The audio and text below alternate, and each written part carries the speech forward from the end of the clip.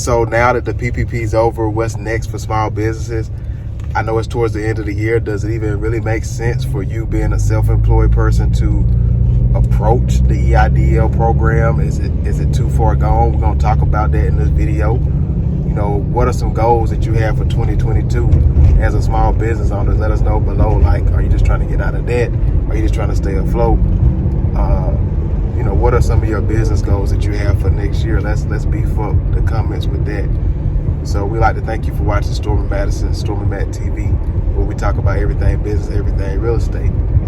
You know, so the EIDL program administered through the SBA has been here for really going on some years now. The program's coming to an end. There's roughly about $100 billion worth of funding that still remains. Amongst that, a lot of people didn't even realize they're eligible. But let's talk about what's knocking people out of the eligibility race, and let's see if out of those things, which can kind of be fixed pretty quickly. So a lot of people are getting knocked out of the eligibility race, not because they didn't have a side gig or a small business per se, but because they didn't file taxes in 2019, or they don't have a 570 credit score. So that's a FICO score. If you don't know how to get your credit score, I'm gonna let you know this. Credit Karma is not the best place to get your credit score. It's just not. A lot of times it's not accurate. It can be over some points, but me working in real estate world, typically it's usually under what you really think you have. So you can go to my FICO score to get a more accurate diagnostics of your score. And so that's what you need to know. Again, amongst that, either way, you should apply, because amongst the 570 credit score, there's probably nothing that you're just going to be immediately able to change right now to get that score up. Yet, so far as with the taxes, you can still go back and e-file taxes. Now, one of the good things is they're not, the calculation that they make to give you a loan, it's not off of net income. So it does go off of your gross income. So pretty much what they do is they take your gross income, they minus the cost of supplies, and then they multiply that times 2, which is like the 2 months working capital. Kind of like when they did the PPP, they took your gross income, they changed it. You know, first they did net, then they moved it. They did your gross income, they divided it by 12, and then they multiplied times 2.5, because that multiplier was technically supposed to get you through 2.5 months per se of payroll or pretty much employment. So now they're multiplying it times 2 years worth of working capital. That's why that you get 24 months before you actually have to start paying back the loan if you're granted the 3.75% business loan as your nonprofit. Also, the grants, they are still available. You do have to be in the area with the map. So those are options, right? So I guess in a nutshell, what I'm saying is the EIDL is still there, still available to the end of the year. If you've given up on that, I get it. It's been tough, right? So you probably, like the majority of the other business owners, understand that, like, okay, COVID sucked, but the government did step in some ways and give us a little hand. And that hand has been withdrawn. So now we gotta get back to the basics. Hopefully we didn't step away from the basics. And a lot of the basics of business, which people don't talk about, is about getting uncomfortable and learning the numbers and learning how to offer your product. You know, marketing, yeah, you gotta have it. We understand that. Advertising, yeah, we gotta have that. It's important. Knowing the books, yeah, it's important. But what's more important is, are you willing, when I say to get uncomfortable, what I mean by that, are you willing to change your mindset? Maybe you got a know-it-all mindset. Maybe you got a mindset of a victim type mindset where you just believe that everything's happened to you. Maybe you have a closed mindset where you're not innovative, like you're not open to new ideas. Or maybe you just stubborn, so somebody can tell you a good idea, but you won't use it because you didn't come up with it. So usually the first rule of thumb in business is getting out your own way.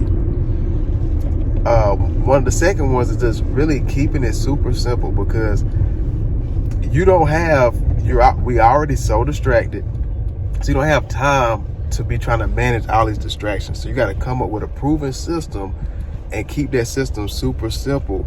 And whatever you're doing that's working, you want to pour more into that. That's just basic. Like, if you're running Facebook ads and they happen to be going good, you need to put more money into the Facebook ads. If you're doing TikTok, if you're doing radio, if you're doing direct mail, what's working, you need to learn the numbers and put more into that. Also, what you should be doing is every day, and if it's not you, if you got a sales force, but if you're in like a service-based business where like you may be a consultant, you do nails, you do hair, you do beauty business, maybe you do pressure washing, but you pretty much have to draw up your own business, you should be working on your offer and your prospecting. Like, you need to reverse engineer your numbers.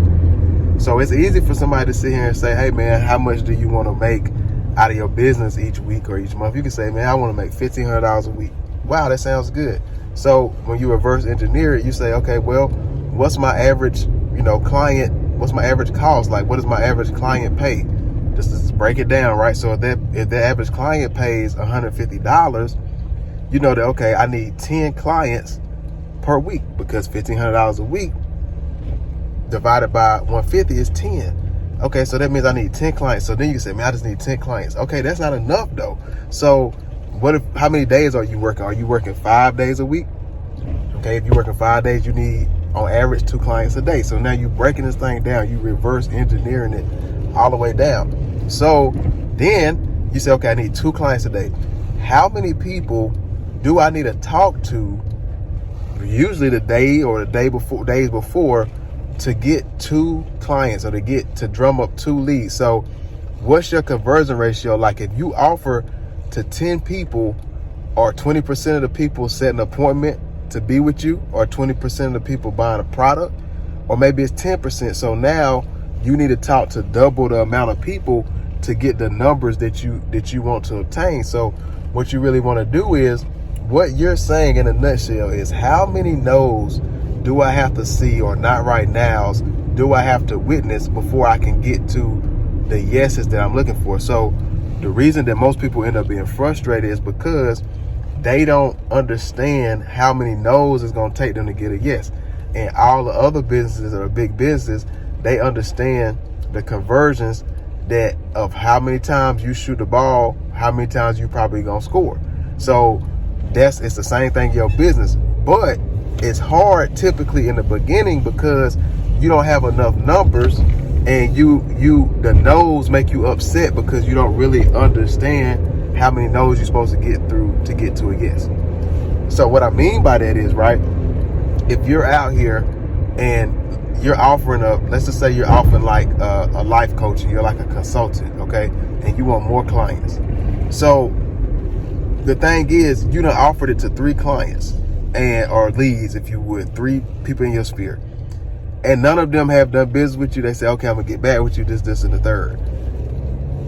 It's possible that you have not offered it to enough people. Like, I always tell the story. At our old restaurant, the Smoke Shack, we had one of our family members that was raffling off. They owned a car wash, and they was raffling off a TV at our restaurant. Now, I sat down with everybody who was working at the restaurant, and I told them it was going to be a prize for the person who was in staff who sold the most raffle tickets. And I gave them away like a pitch of selling the ticket. Like, hey, thank you for coming to the Smoke Shack. I don't know what you're doing for Christmas, but look, we got that TV over there. We would like to, know if you're interested in purchasing the raffle tickets. I can't remember the exact spiel, but we had a spiel, right? And it was all kind of like elaborate and all this stuff. I thought because I was in sales at the time, also outside of my job, I was working at sales at AT&T. I'm thinking that, like, okay, I do well in my job. So, I came up with that elaborate script. And the lady who won, okay, she won, and I just knew that she was, what happened is she won by like a big, like she blew everybody else out in the restaurant by the water. Like, she had sold 100 tickets, everybody else had sold maybe like 20. So it wasn't even close. And I was like, dang, you was using that script I gave you, right? I was like, what was you saying to these people? And she was just literally saying, hey, do you want to buy a raffle ticket for the TV? That's it. She just asked everybody. She didn't use the elaborate, what I was telling her to do. She just simply asked everybody that was on her shift. She did not ask them. If they came to see her, they ordered with her, she asked everybody. So are you asking everybody? You know, are on your shift, when you clock in the morning for yourself, are you offering to 20 people a day or 30 people a day, or maybe it's 80 people a day you need to offer to get the numbers? Like, that's part of your job. Like that's part of your what's happening is you're trying to find a way to not work the business. Like, you're trying to find an easier way to not be uncomfortable, and then that's why you're failing, because you're not prospecting. You're just doing all this advertising, and that's fine. You can become an attractor, but you're gonna have to prospect too. Like, people don't want to admit that you're gonna have to target the people that you like, talk to them, just build a conversation. That's all you do. You on social media, you just there to hit them up in their messenger and build a conversation with them. That's all. You don't have to. It don't have to be hard pressed. You just want to get in their face.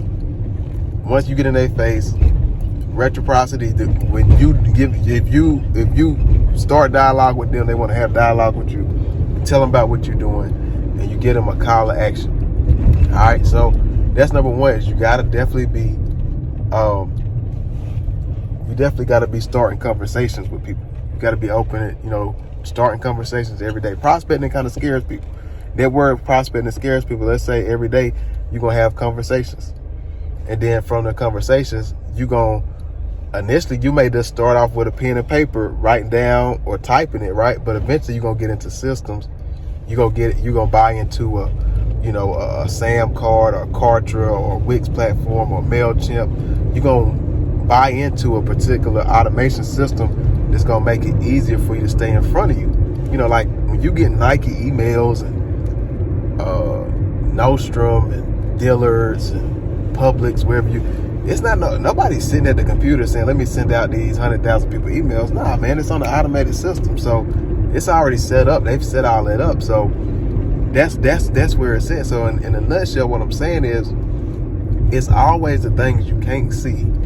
It's 80% intangible and 20% tangible. So you're confusing yourself and not understanding that first you got to get your mind right. Because once you get your mind right, you're going to be open to do whatever. But when your mind ain't right, you ain't even going to be open to receiving. Well, like somebody like me is saying, see, I done gave you out of this last 12 minutes about 5 to 6 minutes of gold. But your mind had to be open to receiving that and saying, man, you know what? I do got to get uncomfortable. I do got to hit up people, but now maybe you need to know the ways. Maybe you need to know what you need to say. Like with my real estate, what I done is I said, I got 5,000 Facebook friends. I did a little 1-minute video saying, man, this is dropping season. I want to make sure that I'm beneficial to you as a Facebook friend and vice versa. Maybe we are, maybe we ain't, but either way, it's cool.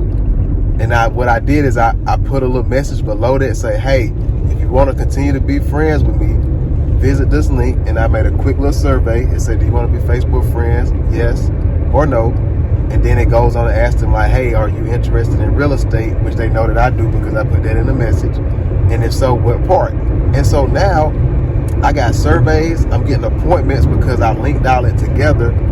But I'm making that offer every day. It's a roundabout way of asking them to do business with me.